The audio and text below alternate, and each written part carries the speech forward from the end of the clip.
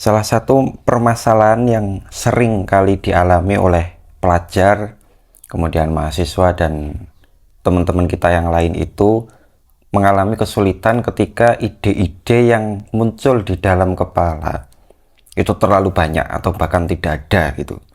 Antara kosong dengan overload atau terlalu meluap-meluap sehingga seringkali ketika melakukan suatu kegiatan produktif, misal diharuskan untuk menulis atau membuat suatu konsep acara, atau bahkan juga ketika bicara itu menjadi tidak terstruktur. Nah, pada kesempatan kali ini saya ingin memberikan sebuah contoh bagaimana kita itu bisa mengeluarkan ide-ide yang sudah ada dalam kepala kita itu menjadi lebih rapi. Salah satu metode yang ingin saya tawarkan adalah menggunakan metode mind map atau mind mapping. Ini cukup mudah untuk diikuti dan dijadikan sebuah pembiasaan. Jadi teman-teman setelah menonton video ini bisa langsung praktek dan sama sekali tidak rumit. Akan coba saya jelaskan dengan sangat sederhana tanpa perlu saya jelaskan deskripsi dari mind mapping itu begini-begini. Kita langsung saja praktek di sini ya. Mind mapping seperti yang sudah nampak di layar, ini adalah nama metode yang akan kita gunakan. Adapun untuk contoh yang ingin saya tampilkan, kita perlu berangkat dari apa yang disebut dengan topik ya. Topik inilah yang harus ditetapkan sejak awal untuk menentukan kita itu akan membuat sesuatu atau mempelajari sesuatu atau akan membicarakan sesuatu. Topik ini yang menjadi rel. Karena apa? Topik ini adalah sebuah tujuan. Misalnya ketika posisi kita di Surabaya, kan beda jalur tuh, kita mau ke Bandung atau ke Jakarta. Itulah topiknya. Jadi topik pendidikan dengan topik ekonomi, topik politik dengan topik geografi, anak IPA dengan anak IPS, dan seterusnya. Itu adalah topik-topik yang memang harus dibedakan. Karena kalau dicampur ini justru akan membuat alur pembahasannya itu menjadi tidak terarah gitu. Nah, topik ini perlu kita tentukan sejak awal. Apakah kita akan membahas tentang, sebagai contoh misalnya kesehatan, misalnya ya kesehatan, atau sebuah kisah sejarah, atau yang lainnya. Ini merupakan pertanyaan mendasar yang harus dijawab terlebih dahulu. Karena antara topik kesehatan dengan sejarah, barangkali di beberapa aspek tentu berkaitan. Sejarah penyakit dalam misalnya atau sejarah kedokteran itu juga berkaitan antara sejarah dengan kesehatan. Cuma ilmu medis dengan ilmu sejarah fakultasnya tentu tidak sama. Artinya di sini perlu ditentukan topik yang akan kita bahas itu apa. Apakah kita akan membahas tentang Surabaya, membahas tentang Indonesia, membahas tentang dunia secara umum, maka itu harus ditetapkan terlebih dahulu. Nah, sebagai contoh, topik yang akan kita angkat di sini adalah topik, misalnya nih, saya dapat tugas nih. Oke, kita minggu depan akan mempresentasikan tentang Surabaya misalnya. Maka Surabaya ini adalah topik saya, kan? Sudah jelas nih topiknya apa. Nah, setelah topik ditentukan, inilah yang disebut dengan ruang lingkup. Ruang lingkup ini artinya kita jelas. Di sini kita mendapatkan sebuah garis yang jelas bahwa ketika saya bahas Surabaya, saya tidak bahas tentang Banyuwangi, saya tidak membahas tentang London, saya tidak membahas tentang negara-negara atau kota-kota di luar topik ini. Jadi topik ini harus jelas dulu. Harus jelas nih batasannya. Nah, inilah yang disebut dengan ruang lingkup ya. Kalau ruang lingkup ini sudah jelas, maka kita dapat berangkat. Ketika sudah berangkat, maka kita akan menentukan apa yang seharusnya kita kaji sekarang. Nah, Surabaya sudah jelas, topik sudah oke. Sekarang kita ke tahapan selanjutnya. Jadi pertama saya ulangi lagi, topiknya dulu ditentukan. Belum judul, belum gagasan, tapi topik dulu. Topik ditemukan. Oke, saya bahas Surabaya. Oke. Nah, Surabaya di sini.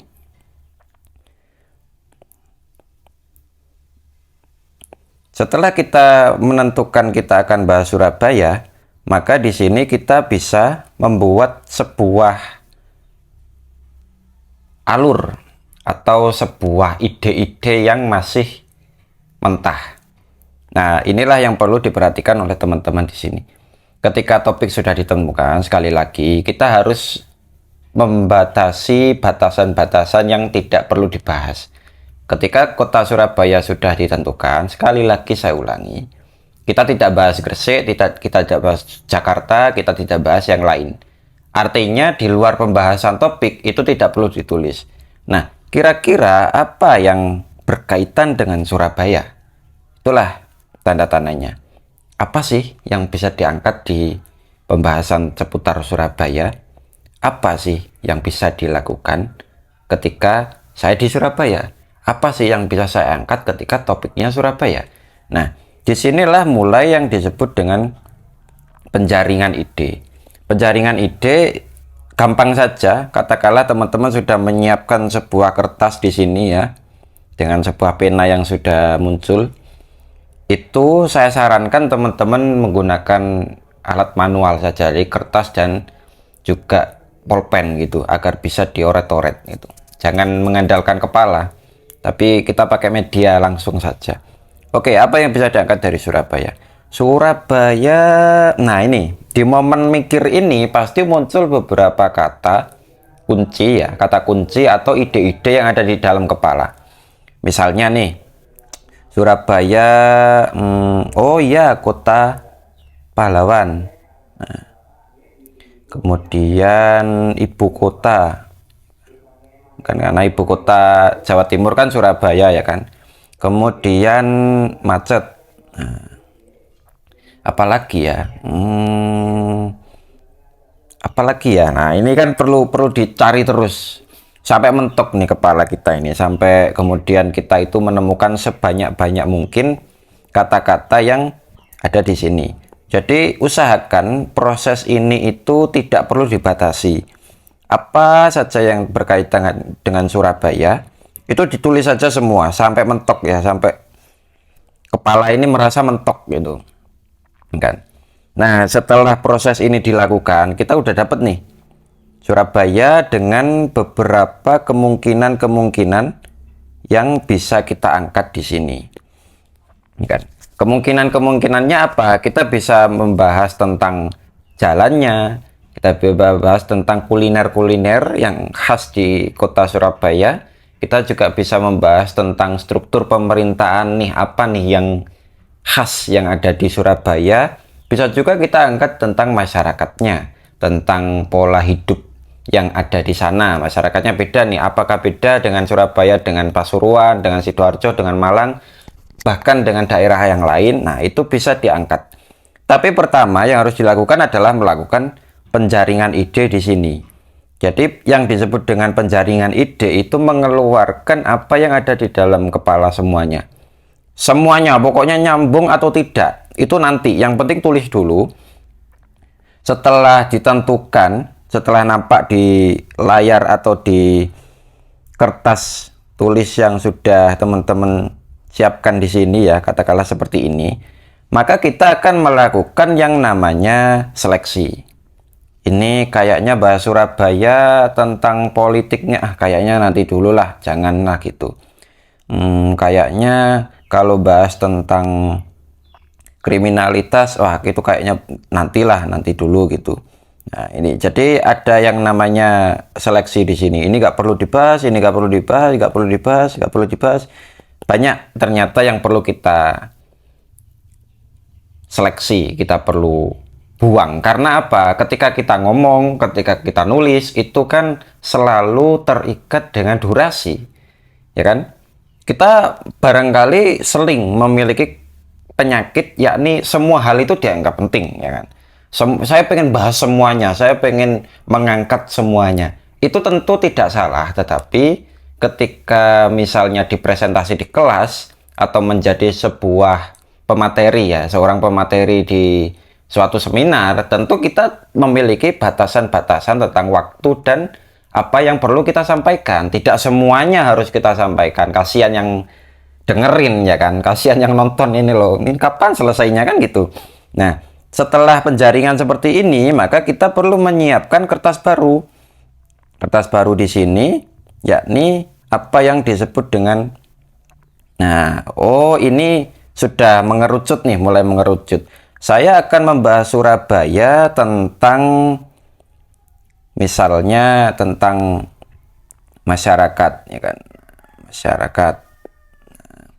Kemudian tentang tata letak, ya. Kemudian tentang ekonomi, ya kan, ekonomi.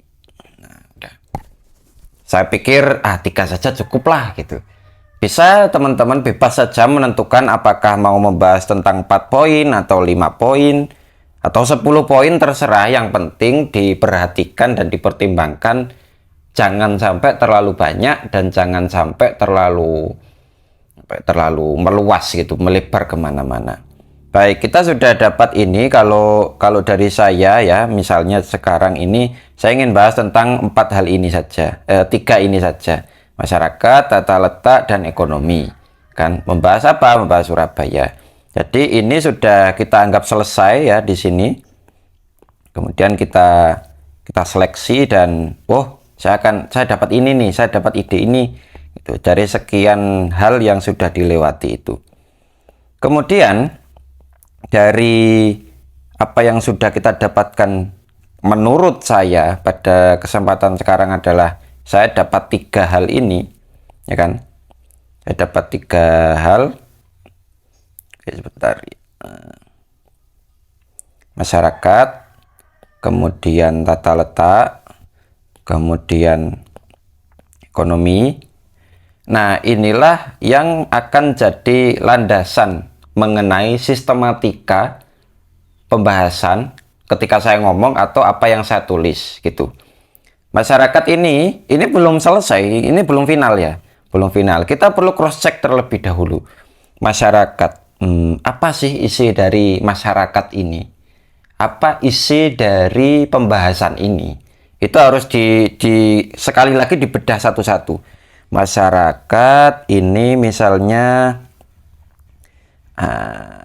oke, saya pindah dulu ya.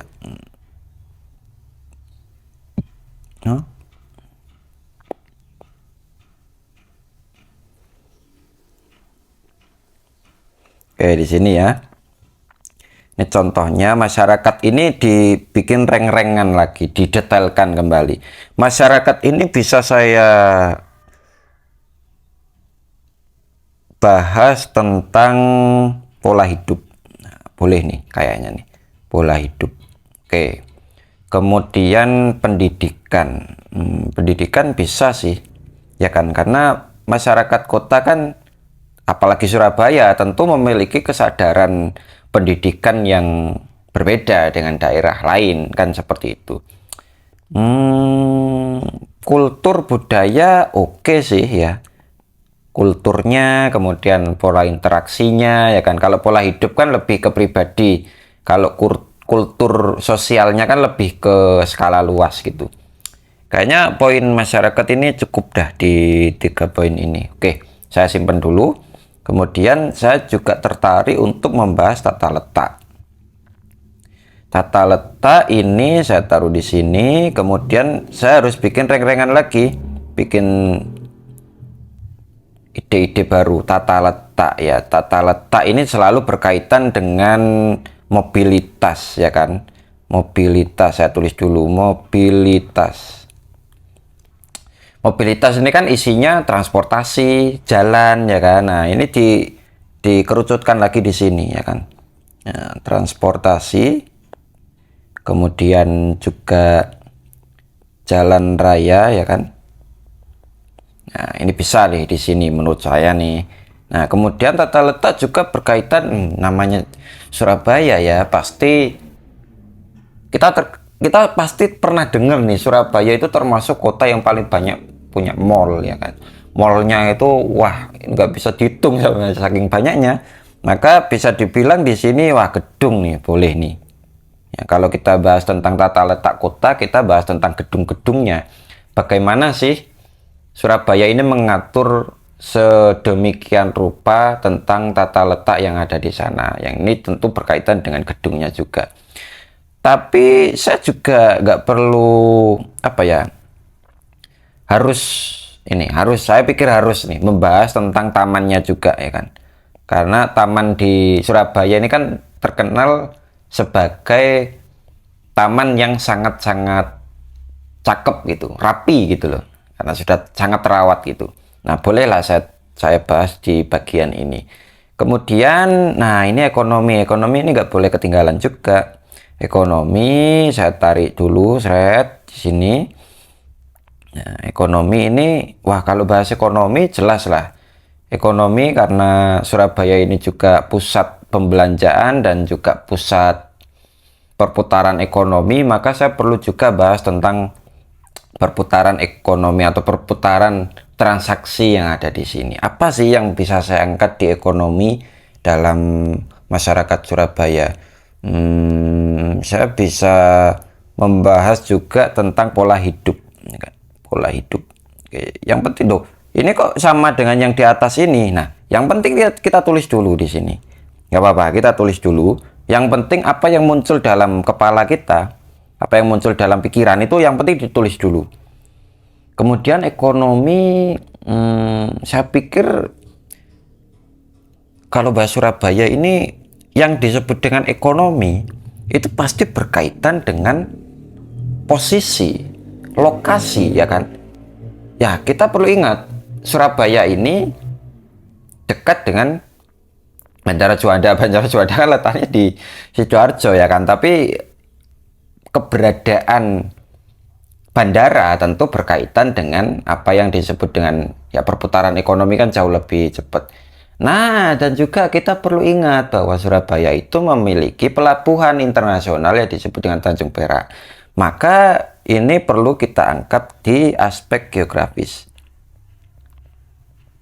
Karena lokasi, misalnya toko, kalau lokasinya strategis, tentu pelanggannya banyak. Tetapi kalau lokasinya tidak strategis, ya tentu tokonya lebih sulit dijangkau dan pelanggan akan berbeda kan ya, tidak terlalu banyak. Nah, ini bisa nih saya angkat di sini ya kan.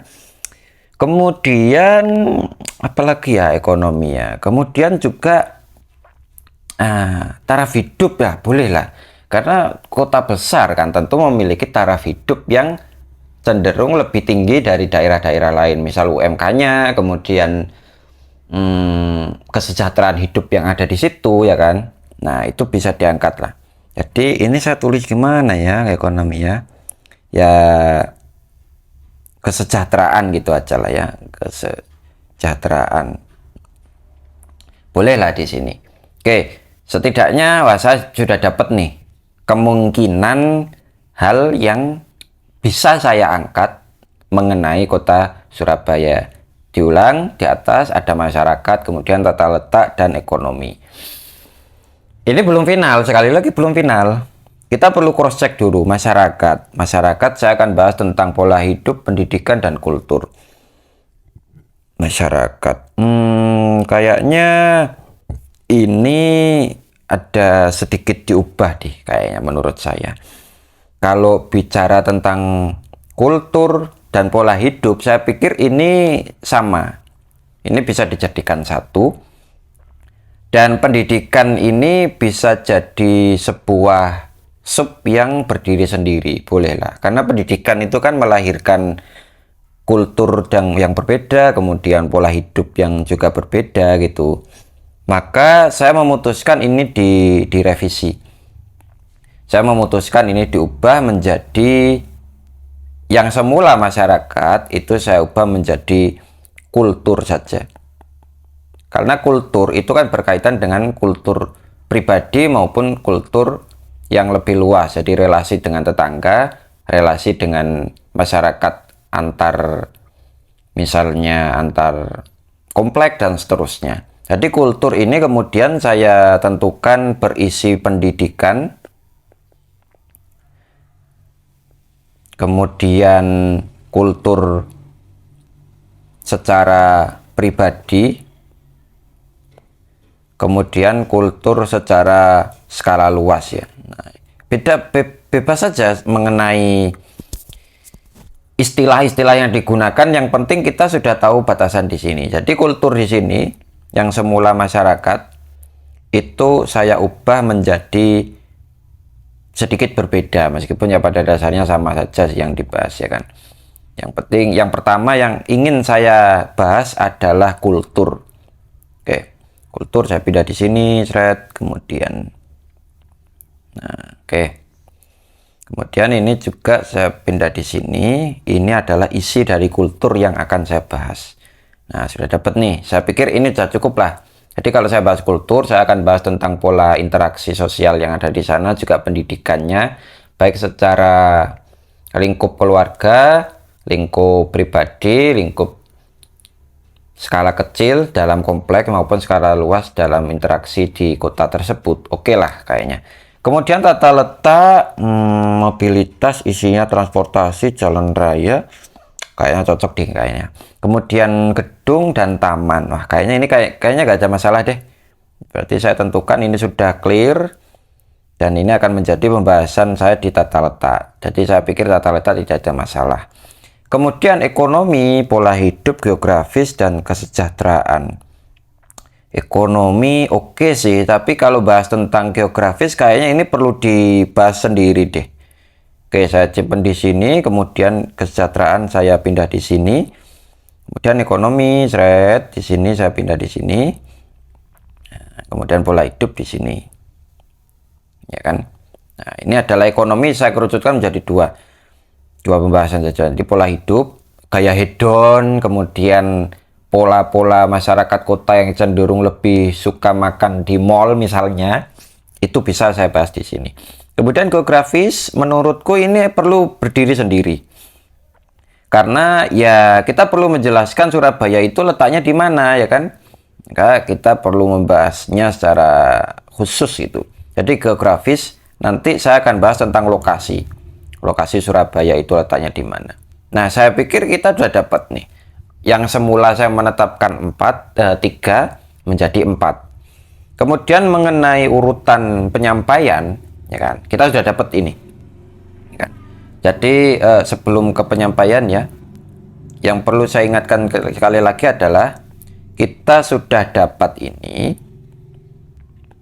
Apa yang akan saya bahas di Surabaya adalah ini. Ya, kultur, tata letak, ekonomi, geografis. Sudah. Kita tidak bahas tentang politik, kita tidak bahas tentang sistem pemerintahan, kita tidak bahas tentang sepak bolanya, kita tidak bahas tentang yang lain. Kita harus cukupkan di ruang lingkup ini, ya kan? 4 sub ini. Jangan terlalu banyak, nanti nggak selesai-selesai nanti. Kita perlu membatasi, ya kan? Nah, oke. Sekarang mengenai urutan, pada dasarnya ketika kita bicara, itu urutannya itu tidak menjadi hal yang krusial. Jadi mau urutannya kayak gimana ya terserah. Mau tata letak dulu atau ekonomi dulu atau kultur dulu, nggak ada beda ya, intinya sama saja. Tapi agar lebih terstruktur, ini harus kita pikirkan juga. Geografis ini menurut saya, geografis itu harus dibahas pertama. Karena apa yang kita bahas tentang suatu lokasi, apalagi ini kita bahas tentang kota ya kan, Surabaya, maka saya perlu menjelaskan dulu di introduction atau di pendahuluan pembahasan lokasinya. Surabaya itu lokasinya di mana nih, biar barangkali ada yang belum tahu. Jadi pembahasannya begini misalnya. Misalnya nih waktu seminar nih misalnya ya, atau presentasi di kelas. Baik, terima kasih atas waktu yang sudah diberikan kepada saya. Di kesempatan kali ini saya akan menjelaskan tentang kota Surabaya. Sebelum lebih jauh mengenai bagaimana pola hidup masyarakat di Surabaya dan seterusnya, saya ingin memberi sebuah gambaran agar teman-teman lebih paham tentang letak Surabaya itu di mana. Surabaya itu terletak di area utara Pulau Jawa, di sebelah timur karena letaknya di Jawa Timur, berbatasan di sebelah barat dengan Kabupaten Gresik, dan di sebelah selatan berbatasan dengan Kabupaten Sidoarjo. Di sebelah utara berbatasan dengan Selat Madura yang langsung ketemu dengan laut. Nah, ini kan pembahasan tentang geografis ya kan. Kan enak kalau kita menjelaskan tentang Surabaya, kita jelasin dulu letaknya di mana. Kita menjelaskan deskripsinya melalui geografis. Nah, saya pikir ini sangat penting untuk ditempatkan di nomor pertama gitu. Kemudian, nah setelah itu baru mengalir. Nah, setelah menjelaskan geografi selesai, baru sekarang masuk ke kultur. Perlu diperhatikan, setelah geografi selesai, jangan kembali lagi. Kita masuk ke kultur, ya isinya ini, pendidikan, pribadi, dan skala luas. Udah menjelaskan bahwa pendidikan di Surabaya itu begini, kemudian pola hidupnya masyarakat di Surabaya itu cenderung lebih begini dibandingkan dengan kota lain begini. Selesai, langsung ke bawah lagi, tata letak sekarang. Nah, kalau bicara tentang Surabaya, maka kita perlu bahas tentang transportasi. Di Surabaya itu terdapat transportasi publik begini-begini, kemudian kondisi kemacetannya bagaimana, harus selalu lintas di sana begini-begini, kemudian tamannya, gedungnya begini-begini. Setelah dijelaskan tentang tata letak selesai, baru masuk ke ekonomi. Ekonomi di Surabaya itu cenderung lebih begini-begini, dengan UMK tahun ini ditetapkan sekian rupiah, begini-begini. Nah, itu ketika kita membuat mind mapping seperti ini terlebih dahulu, membahas Surabaya itu enak gitu loh.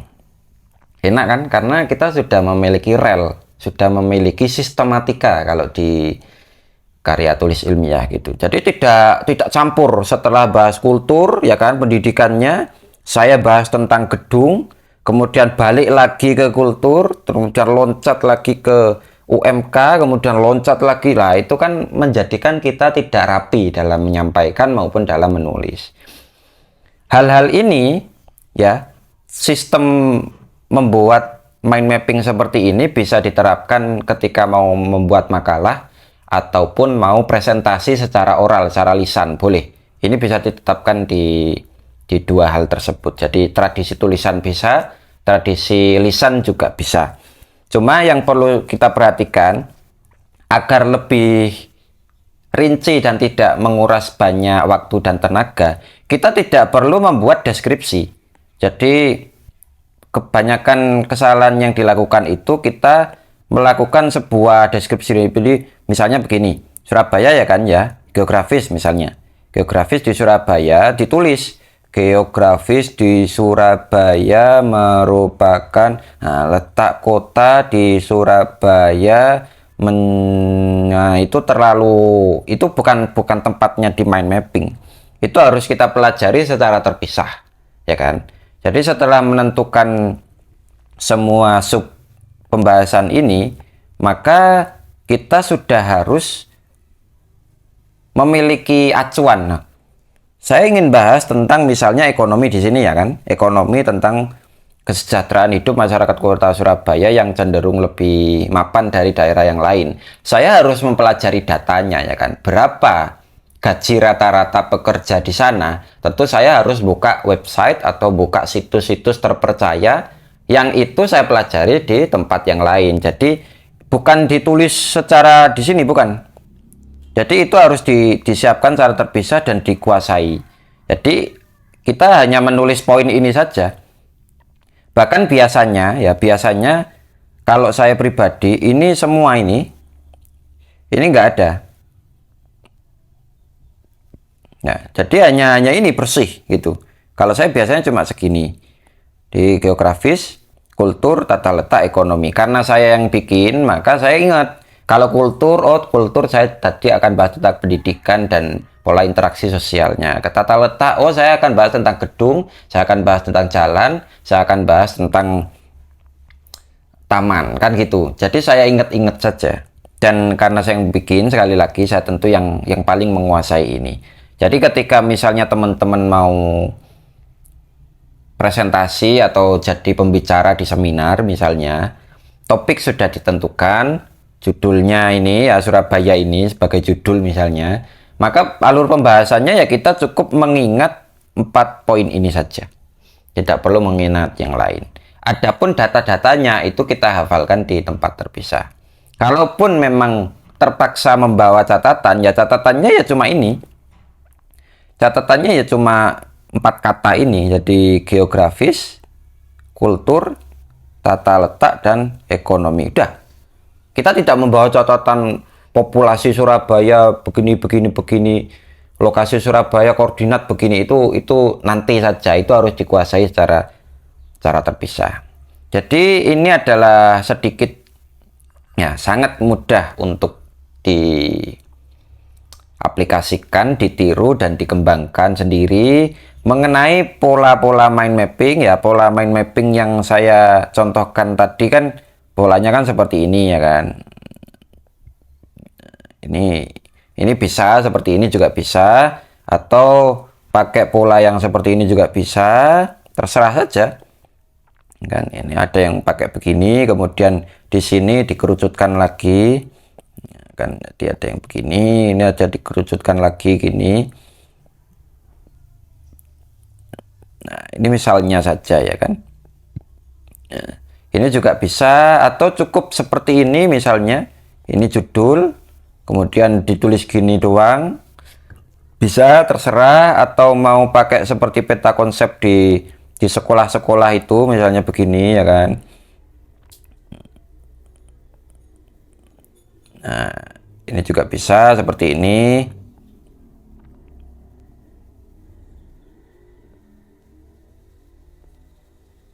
Nah, intinya bebas saja, kita mau improvisasi terserah, karena memang mind mapping ini tidak ada aturan khusus. Nah, mau pakai gimana pun, mau oret-oret kayak gimana pun terserah. Yang penting saya sarankan tadi yang paling awal adalah kita coret-coret dulu ya kan, setelah topik ditentukan, kemudian pembahasan ruang lingkupnya sudah ditentukan, kemudian kita oret-oret seperti tadi. Apa sih yang bisa saya bahas di topik ini? Ditulis semua, pokoknya tulis semua, entah relevan atau tidak, yang penting ditulis dulu, sampai di dalam kepala ini keluar semua.